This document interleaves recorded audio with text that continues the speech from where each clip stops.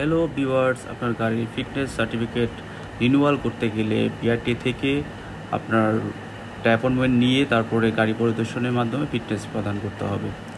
আপনার প্রথমে BRTA.gov.bd-তে আপনি যাবেন। যাওয়ার পরে নিচের দিকে এসে এখানে বিভিন্ন ধরনের অপশন আছে, মেনু আছে। সেখানে মোটরযান ফিটনেস নবায়ন একটা অপশন আপনি ক্লিক করতে পারবেন। সেখানে নর্মালি ফিটনেস গাড়ি নিবন্ধনের সময় মোটরযানের ধরন এবং তৈরি সনের উপর ভিত্তি করে 5 বছর, 2 বছর, 1 বছর মেয়াদ দেওয়া হয়। পরবর্তী সময় মেয়াদ উত্তীর্ণ হলে আপনারা বিআরটিএতে যে কোনো বিআরটিএ অফিসে যে গাড়ি পরিদর্শনের মাধ্যমে আপনারা ফিটনেস নবায়ন করতে পারবেন।